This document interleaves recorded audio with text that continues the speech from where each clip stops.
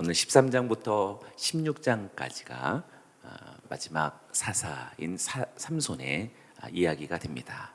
삼손 바로 직전에 압돈의 이야기가 아주 짧게 소개되었죠. 8년 동안 사사로 있다가 죽고 난 이후 이스라엘 상황이 아마 더 심각하게 좋지 않아 진 것으로 보입니다. 1절의 말씀이 그것을 강조하는데요. 1절을 제가 다시 읽으면 이스라엘은 또다시 여호와 보시기에 악한 일을 저질렀습니다. 그리하여 여호와께서는 그들을 블레셋 사람들의 손에 40년 동안 넘겨주셨습니다. 특별히 여기서 이스라엘이 여호와 앞에 악한 일을 저질렀지만 또다시라는 말이 우리들의 눈에 조금 더 주목되고 있습니다. 또다시의 동그라미를 한번 해보시고요. 여기서 또라는 말이 우리들에게 부여된 것은 아마 다시이기는 하지만 계속되어지는 그 다시를 강조한 의미라고 말할 수 있겠습니다. 계속 되풀이되어지는 이스라엘의 죄를 강조한 것이라고 말할 수 있겠죠. 죄에 되풀이되어지는 그 성향을 우리의 삶의 곳곳을 보면 아마 너무나도 자명히 알 수 있으리라 생각합니다. 12번째 사사에 이르기까지 이스라엘의 죄는 이렇게 면면이 계속 흘러오고 있었습니다. 하나님은 이번에 이스라엘을 40년 동안 블레셋 사람의 손에 붙이셨다라고 말합니다. 그런데 이때 한 인물이 등장합니다. 40년 동안 블레셋에 강점되고 고통받고 있었다면 아마 이스라엘의 삶이 얼마나 피폐했을지 알 수 있습니다. 그때 하나님께서 이제 구원의 역사를 시작하시는데 2절의 말씀이 바로 그 인물입니다. 단 지파로서 소라 출신의 사람이 하나 있었는데 그의 이름은 마노아였습니다. 그의 아내는 임신하지 못하는 사람이어서 그녀가 자식을 낳을 수 없었습니다. 삼손의 아버지가 되는 마노아는 단 지파 소라 지역의 출신이다라고 말하고 있습니다. 그런데 그 아내가 불임 여성이다라는 사실을 우리들에게 말하고 있습니다. 뒤에 임신하지 못한 사람이어서 그녀가 자식을 낳을 수 없었습니다. 괄호를 묶어보시기 바랍니다. 임신의 상황이지만 특별히 이 불임의 상황이지만 이 불임의 상황이 좀 강조되고 있죠. 한 번에 말할 수도 있지만 두 번으로 말하고 있습니다. 임신하지 못하는, 그리고 자식을 낳을 수 없다. 또 그 말이 그 말인데 이 두 번을 연이어서 이렇게 강조하고 있는 거죠. 불임의 상황이 강조하고 있다는 것은 단지 지금 이 마노아의 가정에 자식이 없다라는 그것만이 아니라 이스라엘의 형편을 지금 대변하고 암시하는 것이다라고 말할 수 있겠습니다. 당시 이스라엘의 상황은 정말 불임의 상태라고 말할 수 있고 미래를 창출할 수 있는 힘이, 능력이 스스로에게 없다라는 사실을 지금 마노아의 가정을 통해서 말해주고 있습니다. 공교롭게도 우리나라의 지금 출산율에 이렇게 저조한 상황을 우리는 결코, 특별히 교회와 성도는 결코 이것을 그냥 어떤 사회적인 한 문제만으로 여길 수 없습니다. 이것은 엄청난 영적인 큰 지금 어떤 큰 장애를 가지고 있는 상태이다라고 말해야 합니다. 잉태와 출산, 아주 정확하게 성서적인, 신앙적인, 그리고 하나님의 나라에 속한 그런 문제입니다. 잉태와 출산.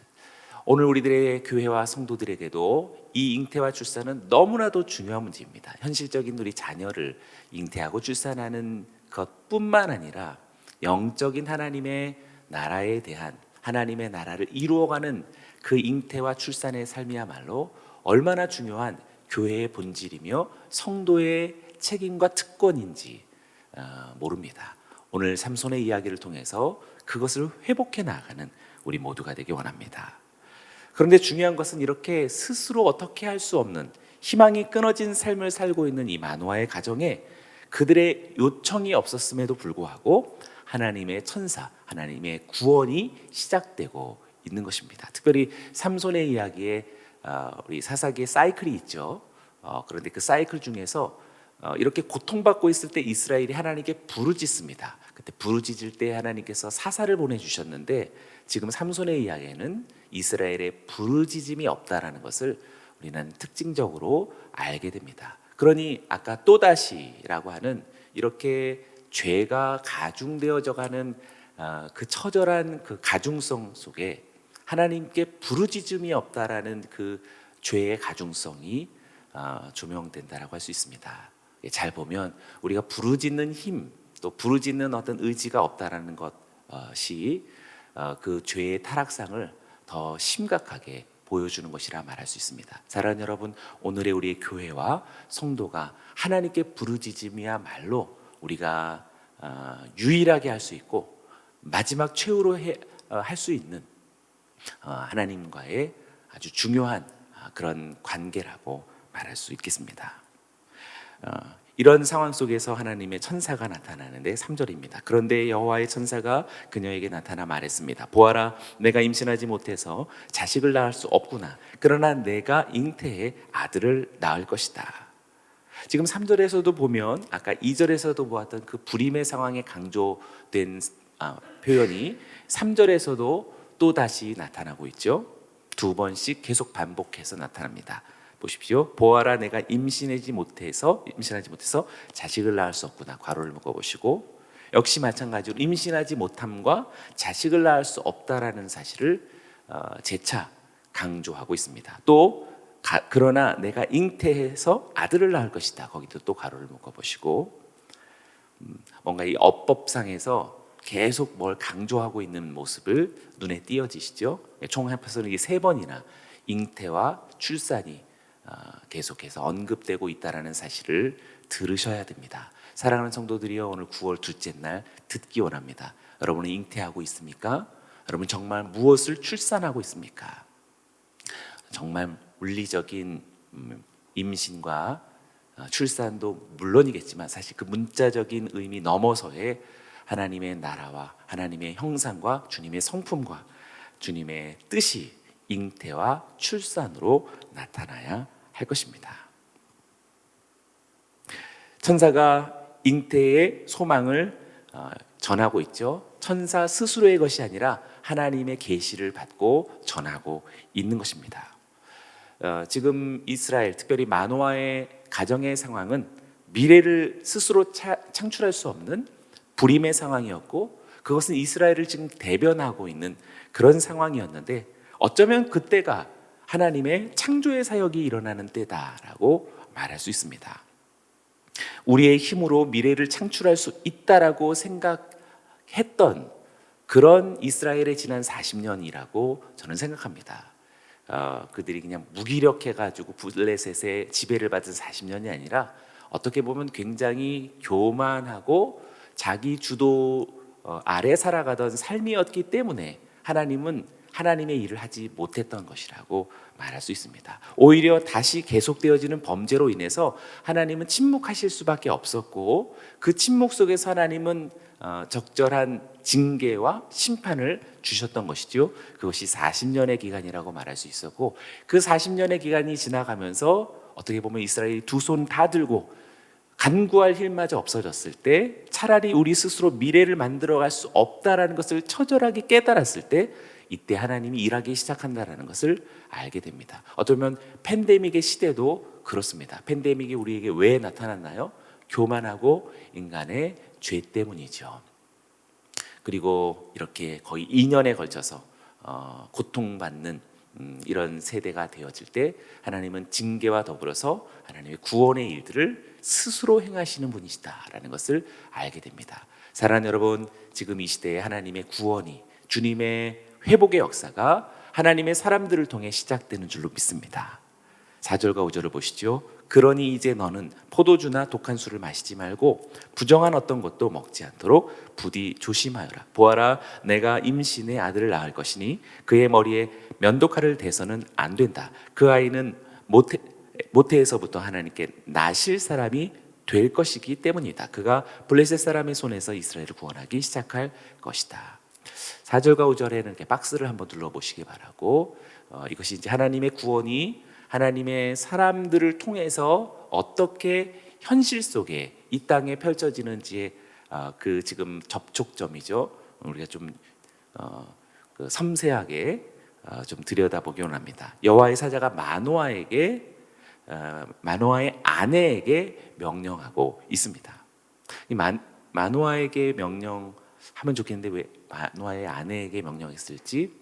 그것은 이제 임신과 출산, 어떻게 보면 잉태, 출산은 뭐 둘 다 우리 뭐 두 부부의 문제이긴 하지만 우리가 남성성과 여성성의 주도적인 어떤 역할들을 잘 생각해 보면 역시 잉태와 출산의 어떤 그런 직임을 또 속성을 부여받은 것은 여성성이죠. 우리 모두에게 사실 여성성이 사실 필요합니다.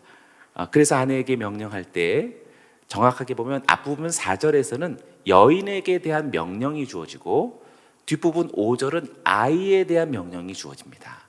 우리 조금 구별할 수 있어야 되는데요. 이 명령에도 여인에 대한 명령에는 두 가지 명령과 한 가지 이유가 있습니다. 그러니까 두 가지 명령은 괄호를 묶어보시죠. 포도주와 독주를 마시지 말라, 괄호를 묶어보고 동그라미 1번 해보시길 바라고, 그 다음에 부정한 것을 먹지 말라, 또 괄호를 묶고 동그라미 2번 해보시기 바랍니다. 두 가지 명령이 주어졌고 이유가 나타나는데 그 이유에는 꺽쇠를 묶어보기를 원합니다. 나실인이 될 아들이기 때문이다. 네, 5절에 나실인이 될 아기가 아들이기 때문이다 라고 이유를 말하고 있습니다. 그리고 또 이 아이에 대한 명령도 조금 더 자세하게 구별해 보면 한 가지 명령과 두 가지 이유가 있습니다. 5절을 잘 보시면 명령은 무엇입니까?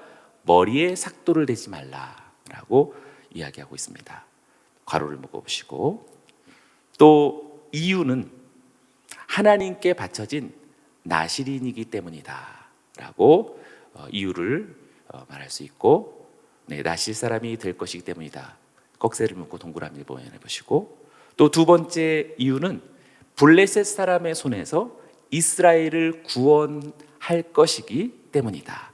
거기에 또 꺽쇠와 동그라미 2번을 묶어보시기를 바랍니다.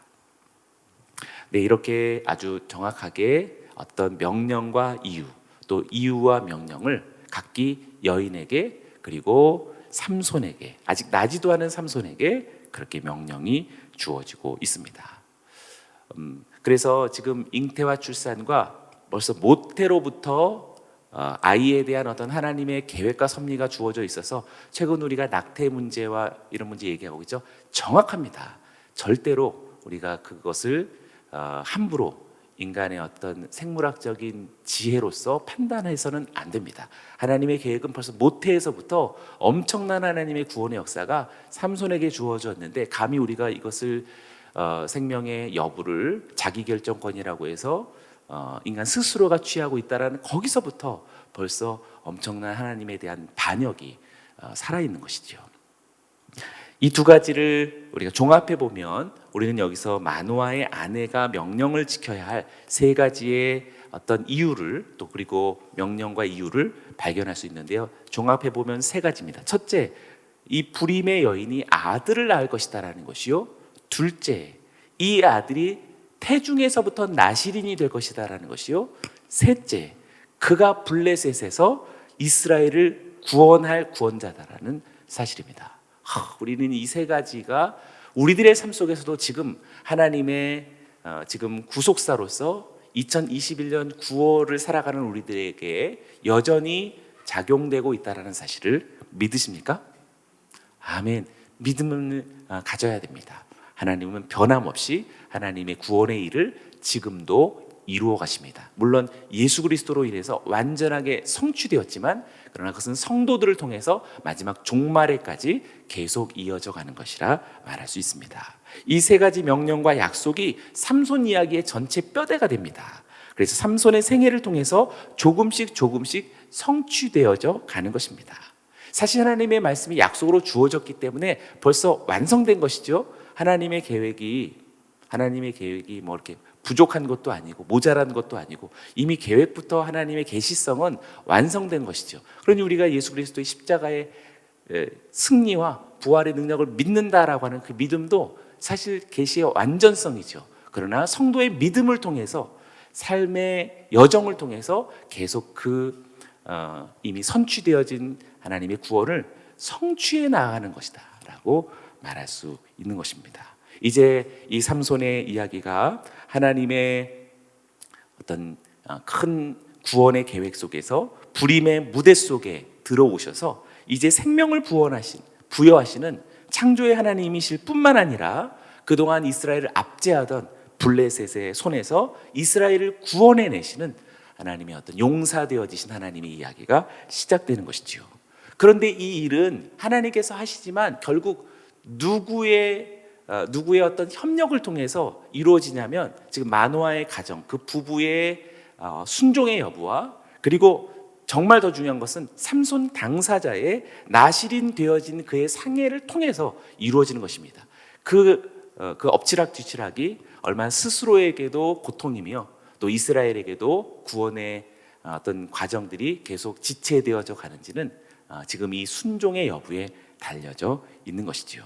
이 모든 구원의 드라마가 삼손이 평생 나실인으로서 어떻게 살아가느냐와 밀접하게 관련을 맺고 있는 것입니다. 생각해 보면 지금 우리들의 이야기와 똑같은 것이다라고 말할 수 있죠. 우리들의 삶은 단순히 우리 각 개인의 어떤 각자의 어떤 계획이나 각자의 어떤 그런 삶의 어떤 의지나 실행으로 그렇게 만들어지는 우리들의 이야기만이 아닙니다. 내 인생 내가 산 뭘 몰라서 그러는 것이죠. 우리들의 삶은 정말 하나님이 우리들에게 주신 그런 하나님의 약속과 그 약속에 대한 우리 각자의 그 반응이 어우러지면서 이루어지고 있는 것이죠. 그 약속에 대한 우리들의 반응이 얼마나 신실하고 순결하게 신속하게 이루어지느냐에 따라서 하나님의 계획은 정말 형통하게 이루어지겠지만 우리가 계속 뜨뜻미지근하게 미온적으로 그리고 시시로 무심하고 무시하며 불순종하는 삶 속에서는 계시가 마치 단절된 것처럼 하나님의 구원의 섭리는 묘연한 것이라고 말할 수 있겠죠. 지금 이 이야기는 우리가 겪을 수밖에 없는 우리와 하나님의 이야기다라고 말할 수 있겠습니다. 그래서 아마도 삼손의 이야기가 제일 긴 그런 분량을 차지하고 있는 것 같습니다. 마노아의 아내는 이렇게 여호와의 천사로부터 들은 이 계시의 말을 남편에게 알립니다. 7절의 말씀이죠. 하지만 그가 제게 말하기를 보아라 내가 잉태의 아들을 낳을 것이다. 그러니 이제 너는 포도주나 독한 술을 마시지 말고 부정한 어떤 것도 먹지 마라. 왜냐하면 그 아이는 제 뱃속에서부터 죽는 날까지 하나님의 나실 사람이 될 것이다 라고 했습니다. 네, 마노아의 아내가 하나님의 사람에 대한 그 한 가지 약속을 계속 반복하죠. 잉태에서 아들을 낳을 것이다 라는 약속, 또 7절 상반절에 내가 잉태의 아들을 낳을 것이다, 또 거기에 괄호를 묶어보시기 바라고 여기서도 또 잉태와 출산이 이렇게 조합을 이루어서 우리들에게 알려지고 있죠. 그리고 임신한 그 기간 동안에 나실인이 되어질 규정을 지키라는 명령을 또다시 전하고 있습니다. 그래서 그러니 포도주나 독한 술을 마시지 말고 부정한 어떤 것도 마시지 말라. 또 괄호를 묶어보시기 바라고. 근데 중요한 것은 왜냐하면의 뒤에 나오는 이 고백입니다. 그래서 마노아의 아내가 사실 굉장히 지금 하나님의 사람에 대한 어떤 그런 그 계시의 말씀에 대해서 굉장히 두려운 마음으로 마음이 간직한 것 같습니다. 그 아이는 제 뱃속에서부터 죽는 날까지 하나님의 나실 사람이 될 것이다. 네, 거기서 꺽쇠를 묶어보시고 별표도 여러 번 해보시기 바라고 죽는 날까지 또 물결을 해보시기를 바랍니다. 지금 천사가 한 이야기에는 죽는 날까지라는 말은 없었는데 아마 여러 가지 얘기들 중에서 그 성서의 문장 속에서 전해주는 것 속에 아마도 죽는 날까지라는 어떤 이 표현이 그 여인의 어떤 심상에서부터 우리들에게 전해주고 있는 것 같습니다. 사실 맞는 말이죠. 죽는 날까지 나 시린이 될 것이다라고 강조했습니다. 한마디로 예정된 인생이다라는 것을 우리들에게 말해주고 있죠. 혹시 지금 이 표현을 들으면서 좀 불편하거나 삼손 좀 억울하겠다 생각하시는 분 있나요? 삼손이 그렇게 뱃속에서부터 그렇게 예정돼서 얼마나 힘들까? 그렇게 생각하시면 안 되는 거예요. 정말 이런 복이 어디 있습니까? 이런 감사와 이런 영예가 어디 있습니까? 태어나면서 죽는 날까지 하나님께 완전히 속한 하나님의 거룩한 자로 그렇게 예정된 인생으로 태어난다라는 것은 얼마나 복된 일입니까? 사랑하는 여러분, 오늘 우리 모두가 주 안에서 사실상 이런 예정된 운명을 갖고 태어났다라는 것은 여러분들에게 가장 최고의 영광스러운 운명인 것이죠.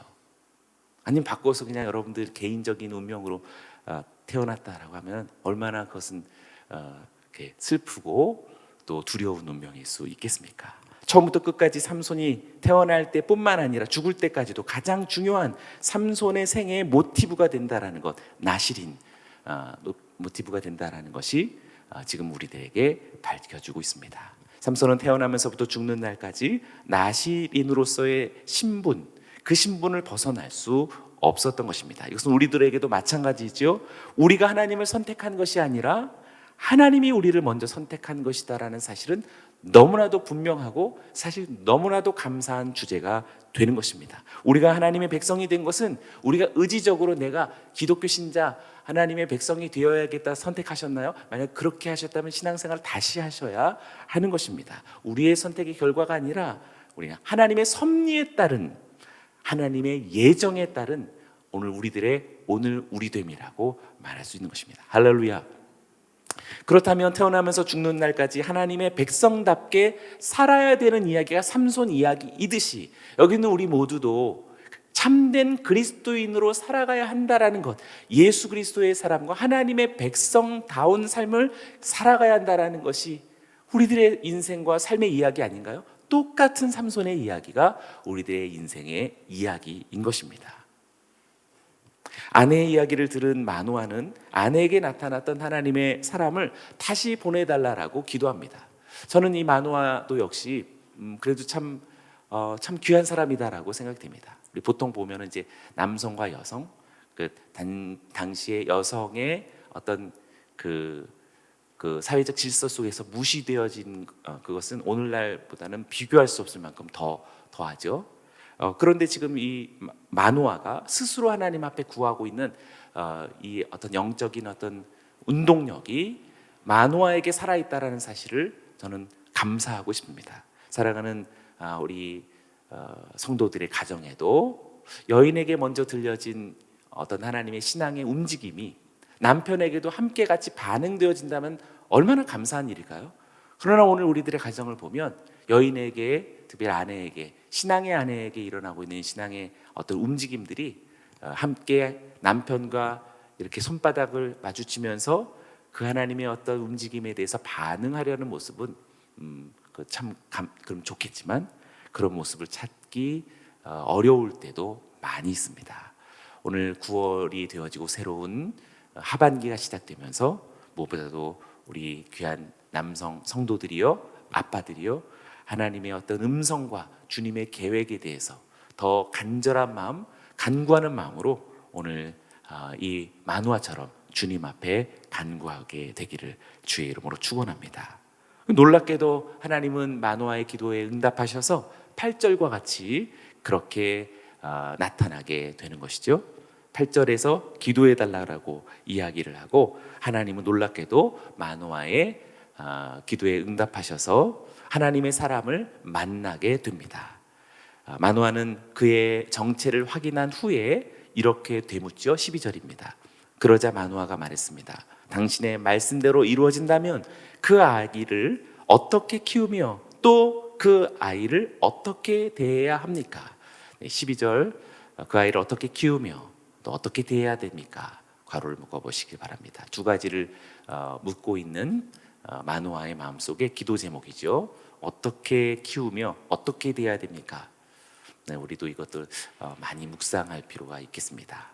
양육을 보통 아내나 그냥 교회나 또는 엄마에게 떠맡겨 버리는 우리 남편과 아빠들이 되지 않기 원합니다. 어떻게 키우며 어떻게 대해야 됩니까? 라는 이 간절한 하나님의 뜻을 구하는, 그리고 그 구체적인 방법을 찾는 이러한 우리들의 신앙의 물음이 있어야 할 것입니다. 그런데 중요한 것은요, 여호와의 사자가 여기에 대한 응답이 굉장히 좀 뜻밖입니다. 13절과 14절 마지막 구절인데요, 13절 14절을 다시 박스로 둘러보시고 함께 같이 읽어보기 원합니다. 시작. 여호와의 천사가 마노아에게 말했습니다. 내가 내 아내에게 말한 모든 것을 지켜라. 내 아내는 포도나무에서 나온 것을 아무것도 먹지 말고 포도나 독수를 마시지 말고 부정한 어떤 것도 먹지 말아야 한다. 내가 그녀에게 명령한 모든 것을 그녀가 지켜야 한다. 잘 보면 지금 12절에서 이 두 가지, 아이에게 어떻게, 그리고 어떻게 돼야 됩니까? 라고 묻는, 어떻게 보면 좀 구체적인 양육론을 지금 물어보고 있다면 13, 14절은 사실 여호와의 사자가 충분치 않죠, 대답이. 그래서 어떤 사람은 좀 동문서답한 거 아니에요? 그렇죠. 그래서 일부 그 학자들은 엉뚱한 대답을 한 것이다라고 그렇게 말하는 사람들인데, 엉뚱한 대답을 할 리가 있겠습니까? 그래서 사실은 여호와의 사자는 명시적이지 않지만 암시적으로 마노아의 질문에 충분한 대답을 한 것이라고 말할 수 있습니다. 어쩌면 사실상 양육은 저 아이에게 어떻게 할 것인가가 주된 중점이죠. 우리들의 관심이죠. 그러나 여호와의 사자는 너가 잘하라 라는 이야기로 이야기하고 있는 것입니다. 마노아의 아내와 당신이 어떻게 해야 될 것인지를 구체적으로 얘기하고 있죠. 나실인이기 때문에 이 아이는 이제 태어나서 청소년기와 자라면서 포도주나 독주나 부정한 것을 먹지 말아야겠다라고 우리는 보통 그렇게 생각하죠. 그러나 사실상 그 명령은 먼저 아내에게 주어졌다는 사실을 알게 됩니다. 아내가 먼저 포도주나 독주를 마실 수 없으며, 그리고 부정한 것을 먹지 말아야 하고, 그러니 남편도 당연한 것이겠죠. 그것이 먼저 지금 부모에게 그 선행되고 있다는 사실을 우리는 기억해야 하겠습니다. 나실인을 잉태한 모친이 나실인 규정을 지켜야 한다면 나실인이 될 아이가 그 규정을 지켜야 하는 것은 두말할 나위가 없는 것이죠. 또 반면에 바꾸어서 이 아이가 나실인으로 태어나서 죽는 날까지 나실인으로 살 것이라면 그 나실인을 잉태한 그 부모도 역시 나실인의 규정을 따라 살아간다는 것은 너무나 자명한 일이라고 말할 수 있겠습니다. 삼손은 나실인으로서의 선택을 받았습니다. 하나님은 이스라엘을 블레셋의 손에서 구원하기 위해 이제 삼손을 모태에서부터 나실인으로 부르신 것이죠. 때문에 나실인을 잉태한 모친도 나실인의 삶과 구분될 수 없는 그런 영예로운 부르심을 받았다라고 말할 수가 있겠습니다. 여기에서 의문이나 어떤 반대나 어떤 한거가 있다라는 것은 어떻게 보면 우리들의 인간의 본성에 대한 나름대로 자기의 분기세 요청이라고 말할 수 있고, 사실상 그것은 지금 되풀이해왔던 또다시 여호와 앞에 악한 이스라엘의 그 행동과 다름이 없는 그런 인간의 본질적인 연약함이라고 말할 수 있겠습니다. 이제 마노아의 가정과 이스라엘에게 주어진 그런 가능성은 하나님의 이 신비한 역사에 어떻게 순종하며 어떻게 신속하게 반응할 것인가에 달려있다라고 말할 수 있겠습니다. 삼손이 태어나기 전에 이렇게 하나님께 바쳐진 나실인으로서 하나님의 부르심을 받은 것처럼 오늘날 여기 하나님을 아버지로 예수를 그리스도로 부르는 그리스도인들도 영적 나실인으로서 이 세상에 존재하는 것입니다. 믿으십니까? 그런 까닭에 나실인으로서 우리들의 미래가 어떻게 전개되어질지는 나실인으로서의 부모인 저와 여러분들과 우리들로 말미암아 다시 태어나게 될 영적인 잉태와 출산이 있게 될 이 땅의 모든 그리스도인들의 나실인 되어짐으로 이 땅의 모든 운명이 주어지게 될 것이다라는 것입니다. 저와 여러분들에게 이 놀라운 운명 앞에 오직 하나님의 순종으로 나아가면서 하나님의 놀라운 구원이 이 땅에 펼쳐지고 우리를 그동안 결박시키고 있었던 이 부정한 어둠의 블레셋이 다 떠나가기를 주의 이름으로 축원합니다.